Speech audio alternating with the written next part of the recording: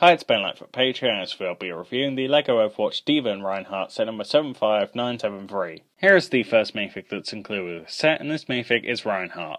I really like the torso print on this minifig because it's got a lot of really nice details to it, such as the tubes on his armor, and the various different bits of metal plating, and sort of the gaps in between the metal plates.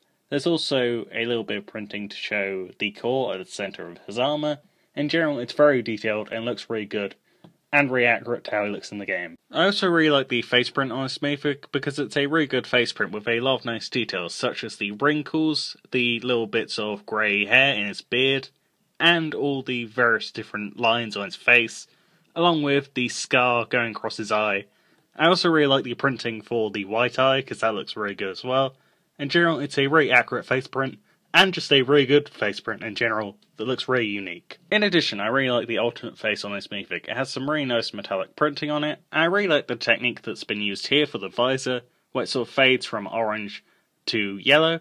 That looks really good and adds a lot of depth and texture to this print.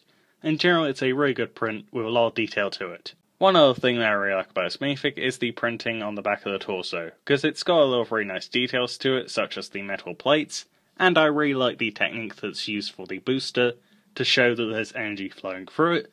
There's a bit of orange that fades to the yellow. I think that looks really good.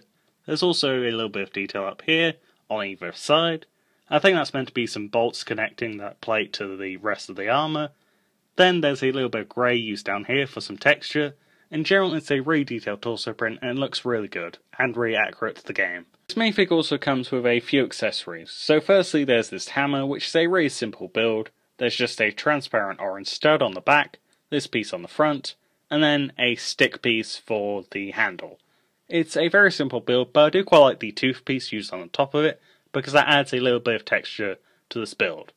The second accessory that's included with this minifig is a Overwatch medal. This is just a silver flat tile with a Overwatch print on it. It's a really nice printed piece, and I really appreciate the fact that there's an extra one in the set, because it looks really good, and it's really well printed. The third accessory that's included with this minifig is a hairpiece for when Reinhardt is not wearing his helmet. Overall, this is a very detailed minifig, which is highly accurate to how Reinhardt looks in the game. Here is the second minifig that's included with this set, and this minifig is D.Va. One thing that I really like about this minifig is the torso print, because it has a lot of really nice details to it, such as the lines going through the center, which add a lot of texture to this minifig. There's also the symbol at the top of the torso print, and there are 4 buckles which are printed in metallic silver, which look really nice because they're really shiny. Overall, the torso print is really detailed and really accurate to the game. In addition, I really like the back torso printing because it continues the texture that's on the front of the torso, and there's some nice details such as the green lights and D.Va's name at the top of the torso print. And in general, it's a really good print, especially when you consider that it's mostly covered up by the hairpiece.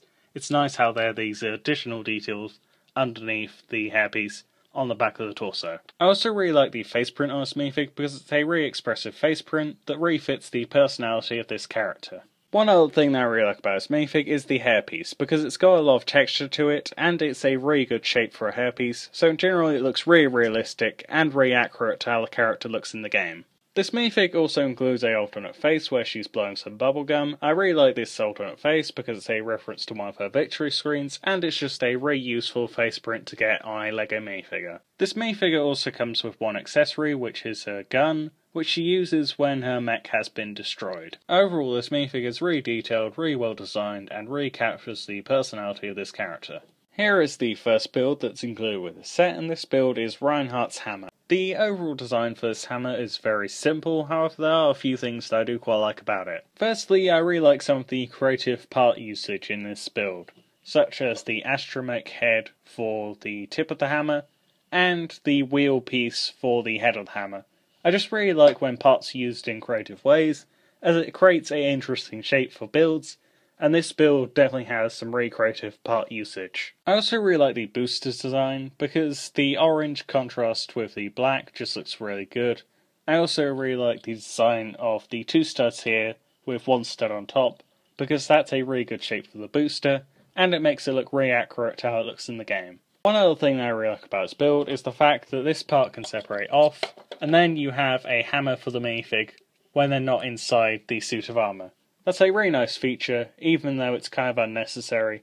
It's still a good thing to include. Here is the second build set, and the second build set is Reinhardt's suit of armour. I really like the overall design for this build, because the combination of sloped pieces and curved pieces creates a really good look for the armour that is really accurate to the game. Another thing that I really like about this build is how well the minifig is integrated into it, because it looks like the minifig and the build are just part of one thing, and the overall design just flows together really well and looks really good. I also really like the design for the feet because they have a really nice curved shape at the front, and they sort of slope down at the back, and the overall design for the feet just looks really good, and really accurate to how the character looks in the game.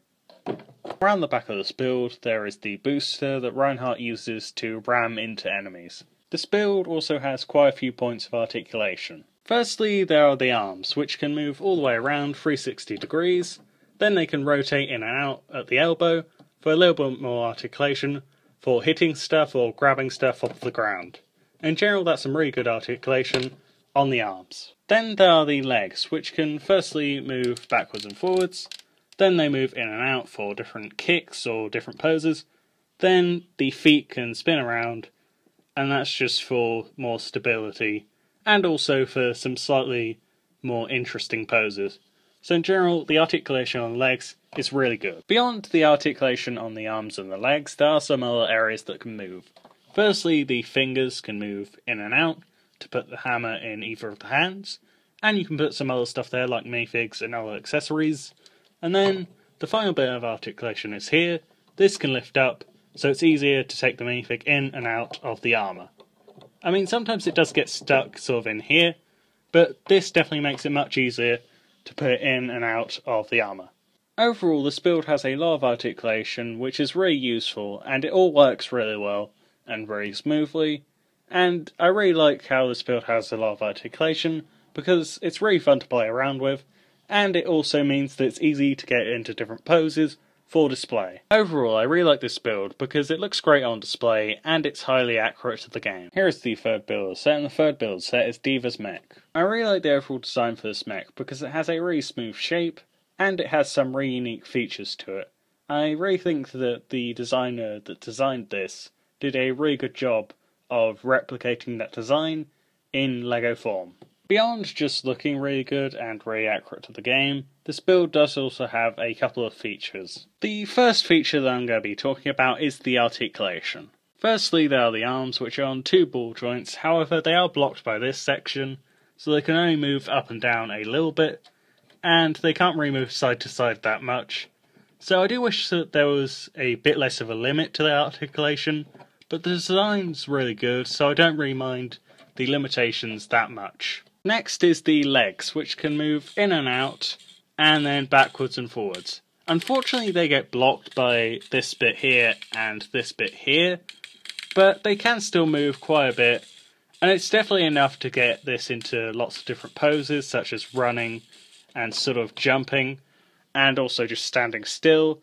So I don't really mind the fact that it's blocked off slightly, since it doesn't hinder the articulation too badly. The articulation for this build is good, however I do wish that some areas were slightly less blocked off than they currently are. This build also features a pair of stud shooters, which essentially just work by pressing down on these, and then the stud fires off. It fires very fast and very far. In general, that's a really good play feature to include in this build.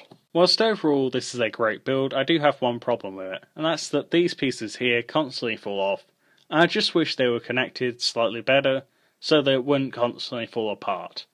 And that does get very annoying, so I just think that the build should have been thought out slightly better, so that those don't pop off constantly. Overall, this is a well-designed build that is highly accurate to the game. I just wish that the pieces on top of the build wouldn't pop off constantly, but other than that, it's a really good build. I really enjoyed building it, and it looks great on display. That's it for this review. If you enjoyed this review, don't forget to like and subscribe.